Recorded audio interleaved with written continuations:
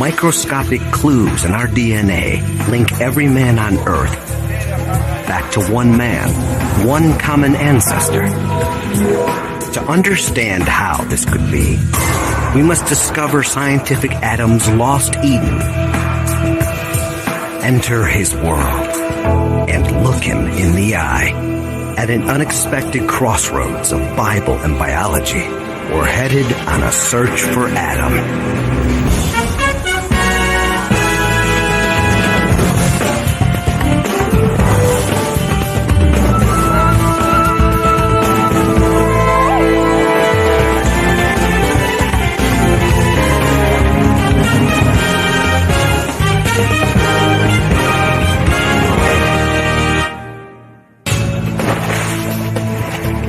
Look so different. The idea that we're all related seems impossible.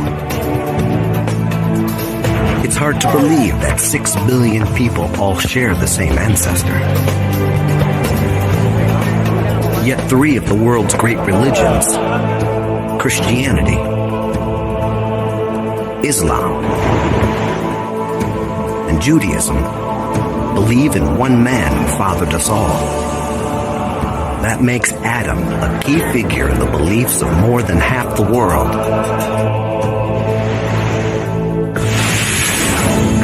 Now, science offers a chance to find a genetic Adam, a single ancestor whose DNA survives in every man on Earth today.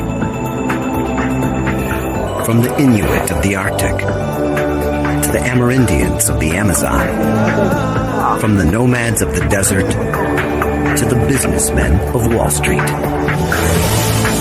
Spencer Wells, a geneticist with National Geographic, will lead us on a journey to identify the scientific Adam and reveal what made him so exceptional that he could father all men on Earth.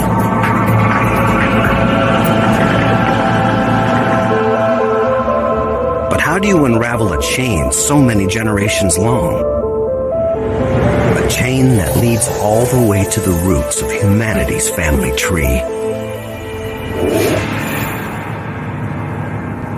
I really need a tool, a kind of time machine to allow me to do that, a genetic time machine. Geneticists have developed just such a tool. A way to follow DNA trails deep into the past.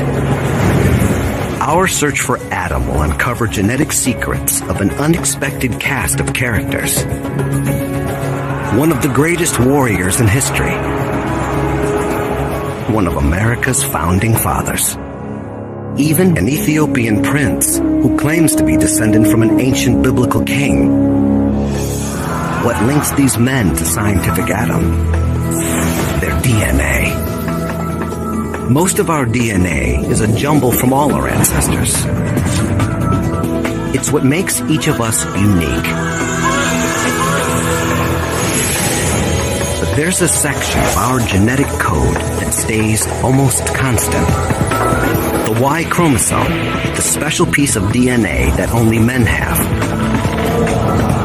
It's passed virtually unchanged from father to son, like a family name. The Y chromosome links the men of today with the men who lived in the past. This tiny piece of DNA allows us to travel back in time through humanity's history. These days, we use DNA to test whether a man is the biological father of a child. Could it really link the billions of men alive today back to one ancestor? Wells believes the answer is yes. That the Y chromosome can trace the origins of men from all over the world. From Africa to America, all the branches on the tree join up in one trunk. The Y chromosome links men today back to their common ancestors.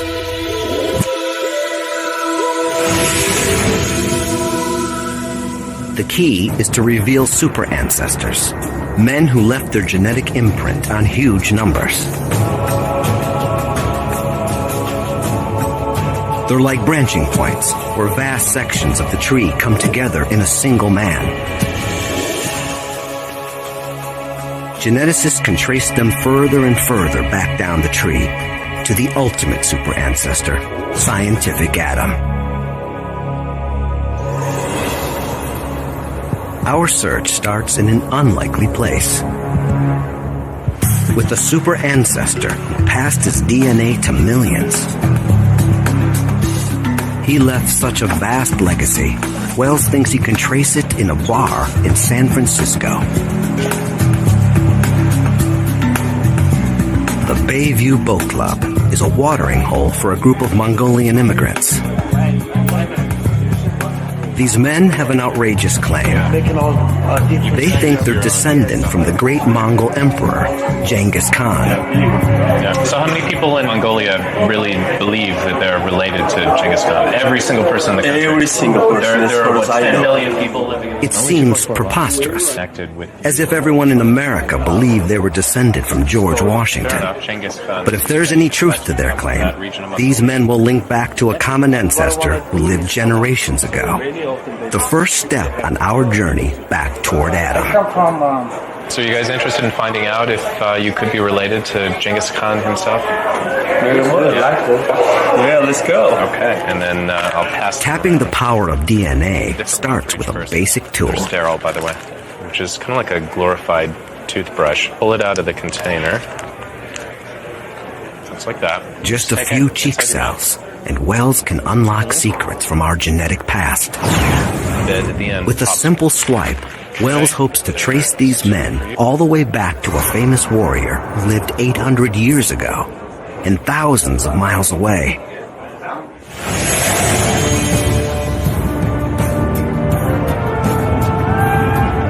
Genghis Khan is one of the greatest historical figures of all time. 8 centuries ago, he ruled one of the largest empires the world has ever seen. What are the chances that a couple of guys in a San Francisco bar could be related to such an extraordinary man?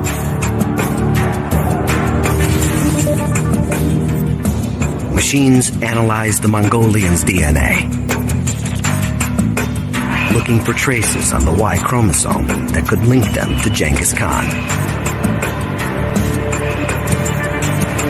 The odds against finding a connection seem astronomical. Hey, guys. But Wells has some surprising news. Hey, I've got the results. He's found evidence that 2 of these men are related to Genghis Khan. Now, these are your results. Sarah and George Dembarel. And Batur Tumor. All right. What makes Wells think that these men link back to Genghis Khan himself? He's never met them before. He doesn't have their family trees. And he doesn't have Genghis Khan's DNA. All the way back. But Wells believes the Y chromosome can confirm the link. Most of the time, the Y chromosome is passed unchanged from father to son, like a last name. But sometimes little differences creep in. Like the spelling of a family name changing over time. Every so often, a harmless mutation appears on one man's Y chromosome. All his sons inherit that mutation. And all their sons. It marks all descendants like a brand. That's how Wells found that 16 million men are cousins. Their Y chromosomes all show the same mutations. That means they're all descended from one single man, a Central Asian super ancestor. But who was he? Wells and other genetic detectives pieced together the clues. The mutations cluster around one place, Mongolia. They trace to almost 1,000 years ago. Scientists believe he must have been a man of power, who had many sons to pass on his family line. The clues all point to one man, Genghis Khan. The evidence is circumstantial, but compelling. Khan's empire stretched from Kazakhstan to Korea. He ruled a dynasty that lasted generations. His sons and their sons had the power and position to spread his Y chromosome. As his armies swept through Central Asia, they cut down their enemies, and often, it said, took their women. The result?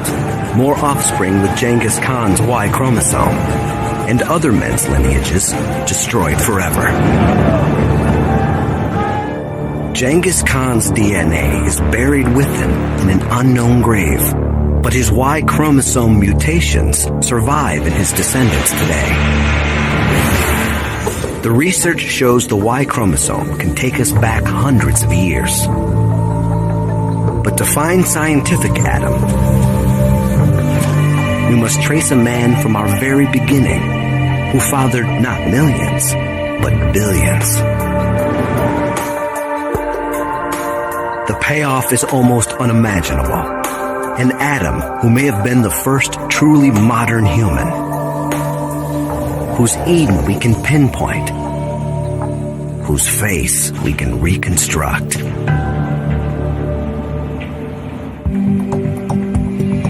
This is a scientific quest, yet the idea behind our search was first written down in a document of faith, the Bible. Thousands of years before genetics, the book of Genesis tells of one man who fathered us all. The Bible gives no physical description of Adam, saying only that he's created out of dust in God's image. Adam's rib provides the raw material for the first woman, Eve. God gives them a home, the Garden of Eden. But soon, tempted by a serpent, Adam and Eve eat from the tree of knowledge and are cast out of paradise. Adam and Eve have children, and according to the Bible, this one family has grown to include everyone on earth today. The New Testament's Gospel of Luke lays out Adam's family tree, generation by generation. But what if we tested someone today who claims to be linked to that lineage? Most of the people the Bible places on Adam's family tree have disappeared without a trace. Yet one stands out as a significant historical figure, Solomon, the third king of Israel. Even today, there are people who claim to be directly descended from Solomon, the Ethiopian royal family. It seems far-fetched. The Jerusalem of Solomon is 1,500 miles from Ethiopia. But the Ethiopians claim to have an extraordinary piece of physical evidence that ties them to the Holy Land.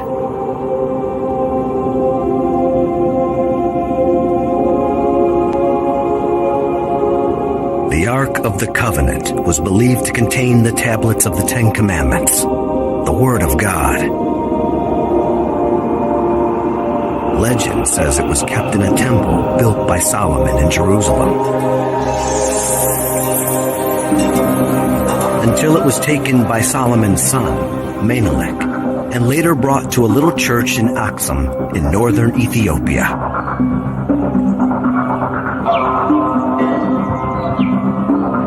Today, the Ethiopian royal family claims direct descent from Menelik, and so from Solomon. If that's true, their family tree connects directly to the biblical lineage of Adam. To test that lineage, we'll need a royal who will cooperate. In 1974, Ethiopia's Emperor Haile Selassie was deposed. The royal family fled into exile. We tracked down a prince who agreed to participate in our search on one condition. We can't reveal his identity. He wants to avoid accusations that he's using his link to Solomon to reclaim the throne. The prince takes a secret DNA test. A few tiny cheek cells transport us deep into the past. The DNA can reveal where the prince's ancestors came from. Could it link him to Solomon? The results are tantalizing. The prince's Y chromosome mutations do lend support to his claim. They point to Middle Eastern ancestry, but it's not definitive proof. With Genghis Khan, we had 16 million men pointing to one man. With Solomon, we may have one Ethiopian prince. There's simply not enough evidence to go on. The experiment shows how hard it can be to trace the Bible's genealogy. It's a book of faith, not forensic evidence. What the Bible is saying about creation is way beyond the scope of science. It's not about DNA and all that. It's about who we are as people. In Hebrew, the name Adam also means people. What's important about Adam is that Adam is every person. The Bible gave us the idea of Adam. But finding the scientific version will take modern genetics. If we succeed, we'll link all men today back to a scientific Adam. And maybe even pinpoint his Garden of Eden. As people move from place to place, they often end up far from where their lineage began. Our family tree is becoming tangled at the top. Tracing family lines is getting harder and harder. There's only one way to clear away the tangles.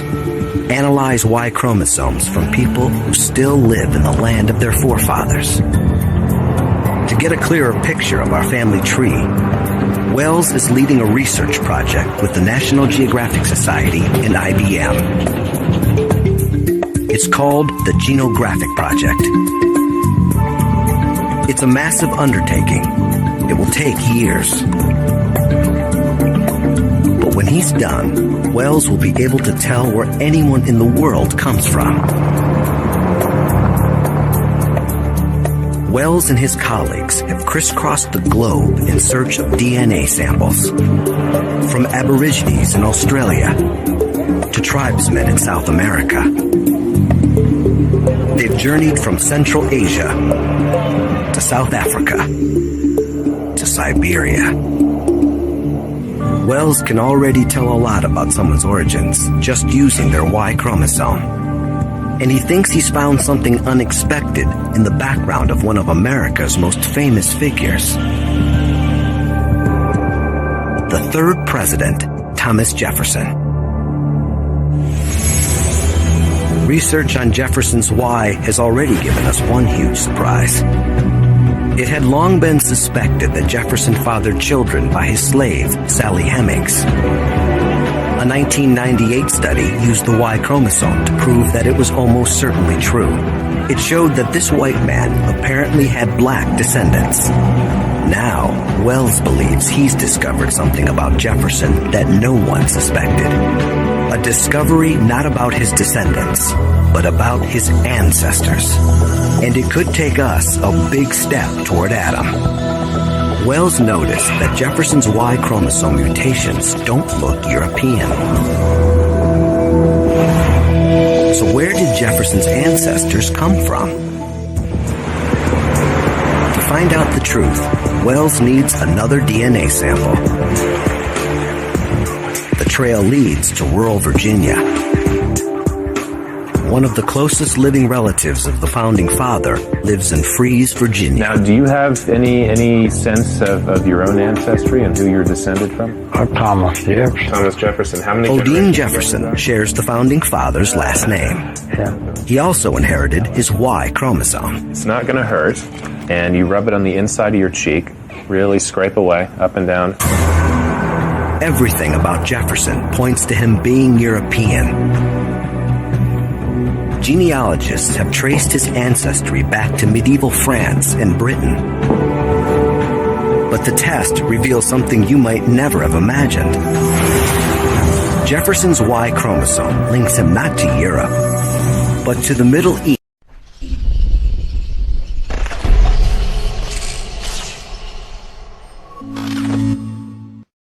East, what is now Lebanon and Syria. This is the best guess. a direct ancestor who lived in a land that no longer exists, called Phoenicia. The Bible calls it Canaan. Jefferson may look European, but his Y chromosome tells a different story. It shows that what we look like may not really tell us where we come from. And it raises a question mark over the traditional image of Adam. For centuries, artists have depicted him like this, like a European. For many of us, this is Adam. Michelangelo's famous painting in the Vatican Sistine Chapel. He looks like a beautiful Italian who spends a lot of time in the gym. Did the common ancestor of all men really look like this? The story of Jefferson suggests he could have looked very different. But Jefferson can lead us much further back than his Phoenician ancestor. Jefferson has a particular mutation that he shares with men from many different countries. With the same techniques used on Genghis Khan, Wells can link this mutation to another critical common ancestor. He's known as M9. He lived around 40,000 years ago. Wells' research suggests this one man could be the forefather of half of all men alive. We're getting closer to Adam. But Wells knows there are some men who do not have the M9 mutation. To identify the common ancestor of all men, he must take us deeper down the tree. But where does he go next? There are clues from beyond the world of genetics. It's evidence you can touch. Evidence from bones. Before the powerful new tools of DNA, our picture of humanity's past came almost entirely from fossils. But that picture is incomplete. The oldest human fossils come from Africa, dating back millions of years. But ancient remains have been found at other sites far away. The Middle East has produced early human fossils. And pre-human remains have been found in Asia. Fossil evidence points to 3 regions that could be the birthplace of humankind: Asia, the Middle East, and Africa. Can DNA resolve which one gave birth to scientific Adam?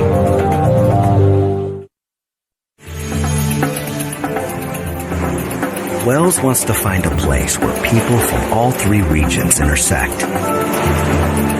A study of historical trading routes offers a likely candidate. Off the coast of Kenya, the tiny island of Pate.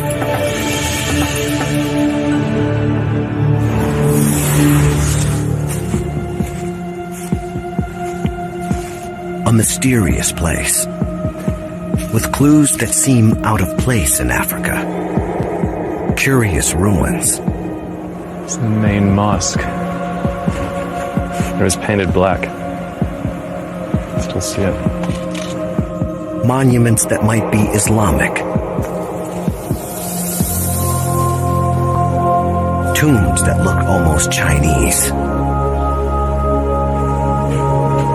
Even the faces suggest an intriguing mix. Some have the lighter skin tone of Europeans. Some could be Arabs. Others have eyes that look Asian. For centuries, traders have come here from all over the old world. From Europe, the Middle East, maybe even from China. Jumbo. Jumbo. Jumbo. History has created a genetic melting pot. And by taking a sample of your DNA, of your genes, we can say something about the people you're related to in the past, your ancestors. If the Y chromosomes here lead to a common ancestor for all these ethnic groups, they could lead us to Adam. If you could open your mouth. Wells takes samples from 25 local men. Correct. Thank you. Okay. Scientific Adam. Wells believes he was born around 60,000 years ago. It sounds ancient, but it means our search for a common ancestor has not led us all the way back to a time of ape men, or even to primitive beings like Homo erectus. Compared to the billions of years of human evolution, we've found Adam in the recent past.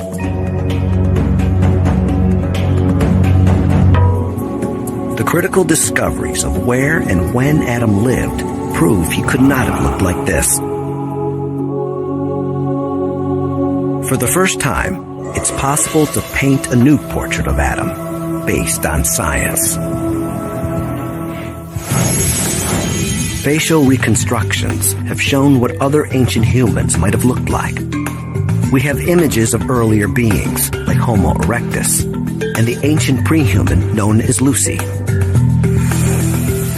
These faces are all based on fossil skulls, but there are no intact skulls from Adam's time.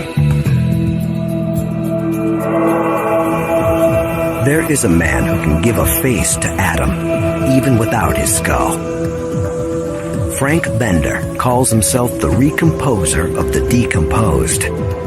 He's a forensic artist, a specialist at bringing the dead to life. Bender works regularly for police departments around the world, giving faces to human remains, even when the skulls are almost missing. Adam's skull is missing, but Bender will base his reconstruction on the closest skull he can find. And that brings him to the American Museum of Natural History in New York City. Gary Sawyer is an expert on reconstructing prehistoric faces.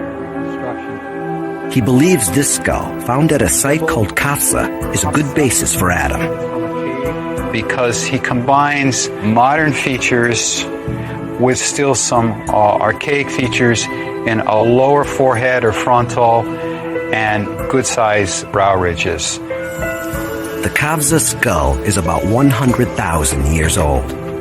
Adam's skull would be much more modern. Bender will have to estimate what thousands of years of evolution would have done to Kafsa man's appearance. First, he uses his forensic skills to figure out what Kafsa man looked like. Wow, that came out. Must flew perfect. Bender can determine his features from the structure of his skull. The shape of the cheekbones, the line of the jaw, the width of the nose, the size of the chin.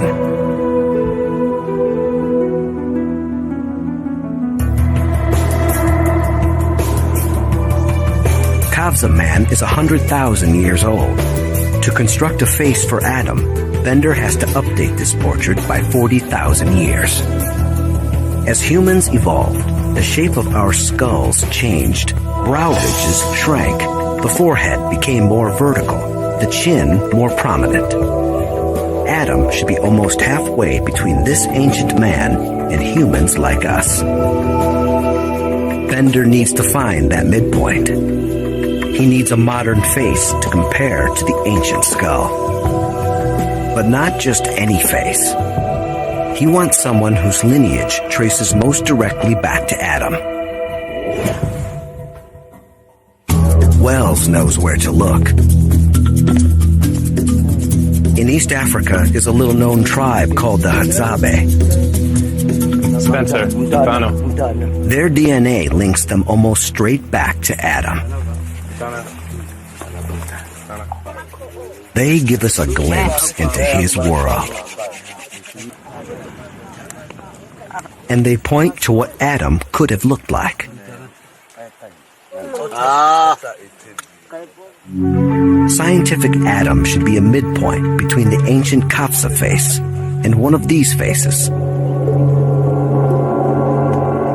Like the Hadza chief Julius Hendaya Ne M'me. But how do you blend the two? To do this accurately, Bender turns to technology developed for security applications like anti-terrorism.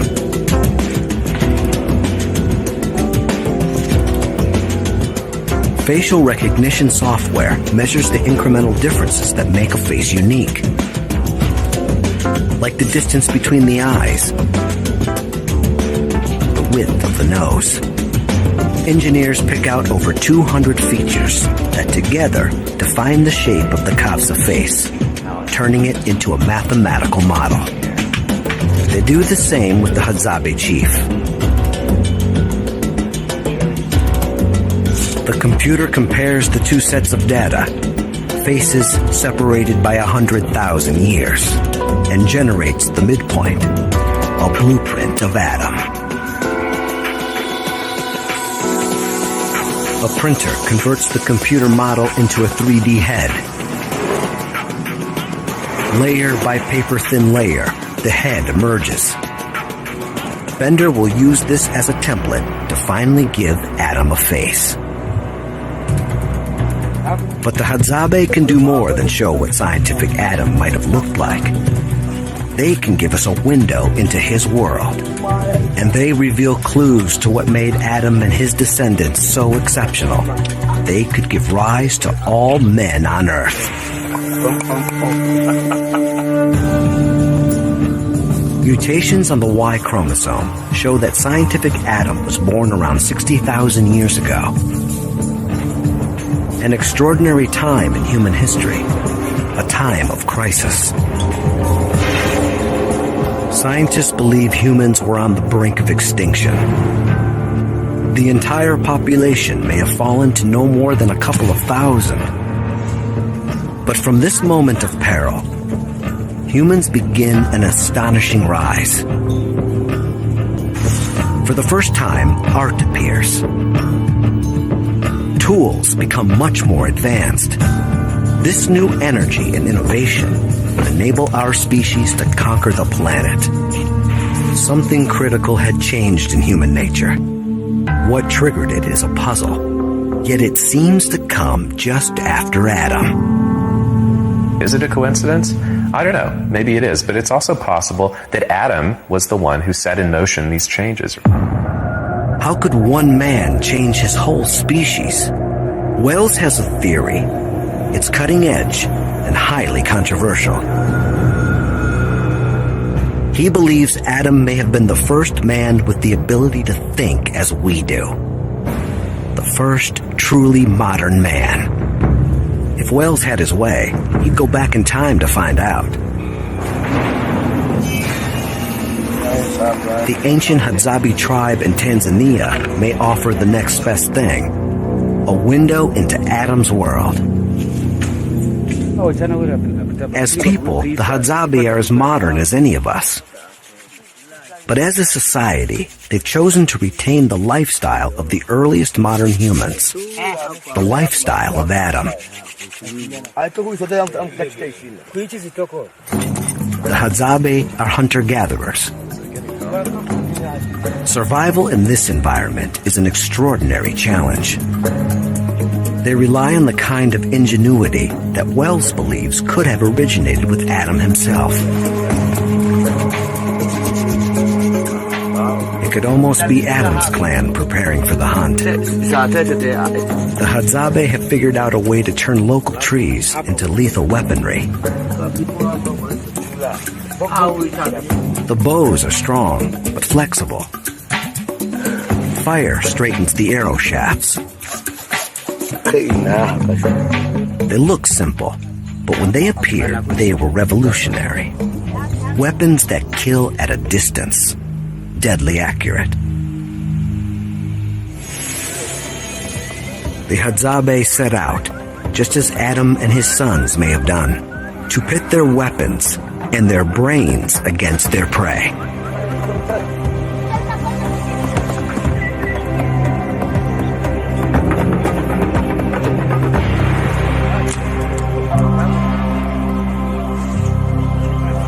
The Hadzabe's hunting techniques work, but they had to be invented, developed by someone. Someone with the insight to go beyond the techniques used by the people before. And Wells believes it may have been Adam himself who first showed this intelligence. A culture of innovation is one key to the success of our species. But what amplifies this genius is another unique skill: language.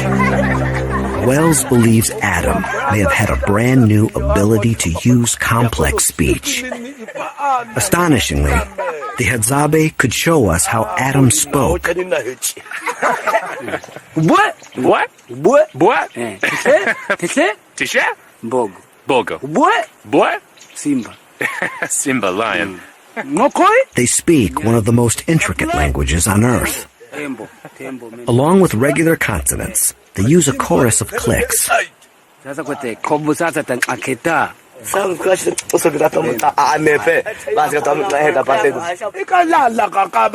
Their speech is far more complicated than most modern languages, and that suggests it's been around for much longer. English has around 30 different sounds. Click languages can have over 100. Scientists believe that when humans first began to speak, they may have used clicks like these. We could be listening to Adam himself. Like the bow and arrow, these sounds are simple, but they may point to what gave Adam his revolutionary intelligence. The Hadzabe have allowed us to explore Adam's world. Now Frank Bender can show us what he might have looked like. His goal is not just to sculpt Adam, but to reveal his personality. I tried to get into his head just like I would a fugitive.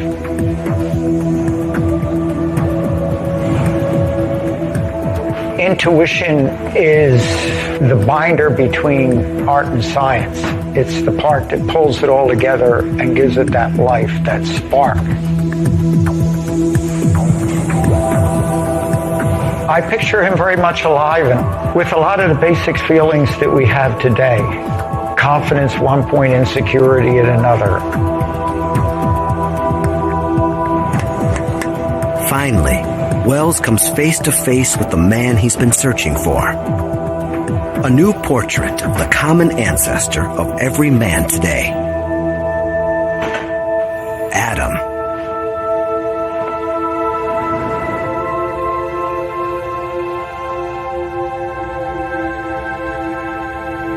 Without the skull, we can't know for sure what Adam looked like. But a combination of genetic evidence, Bender's forensic skills, and cutting-edge computer software suggests he looks something like this. Thousands of years after the Bible, and hundreds of years after Michelangelo, we have a whole new face for Adam. I like the expression. He's got a very forceful look. He's intent on something, maybe taking over the world. You begin to get perhaps an insight into why these guys won out and why this guy's our ancestor. Science can't tell for sure what set Adam apart. There were other men who lived alongside him. But over the centuries, all the other men's lines died out. Maybe some had only daughters, or no children at all. Their Y chromosomes were lost forever. Only Adam's lineage survives. Here's how Adam could have become our ultimate super ancestor. Sometime around 60,000 years ago, Adam is born. He's a fast learner, and in time, he proves himself as a leader of his tribe. His command of language sets him apart.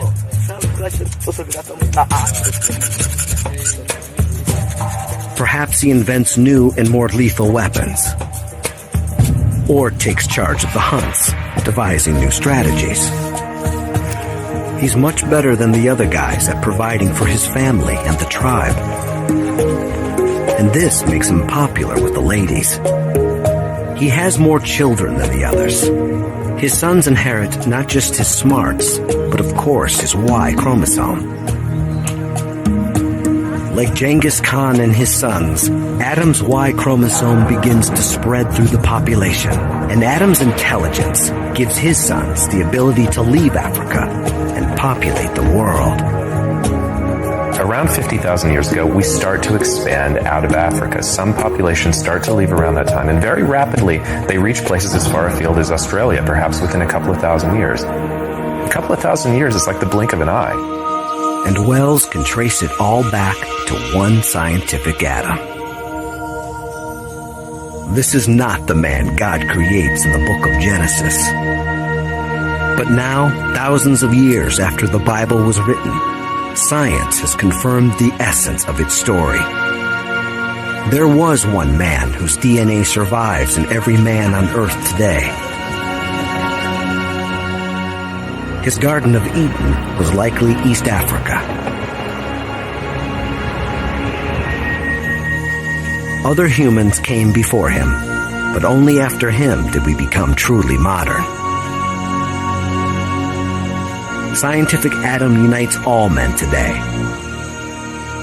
From Bono to Nelson Mandela. From Tiger Woods to David Beckham. From Osama bin Laden to the Dalai Lama. Effectively, we're all members of an extended family. We're all really cousins. And some believe that's the message of Genesis, too. Adam represents all of us, and that's what makes him important. Not Adam individually, but the fact that Adam is every individual. We are all Adam. In finding scientific Adam, the Y chromosome has not just united all men. It has found common ground between the worlds of science and faith.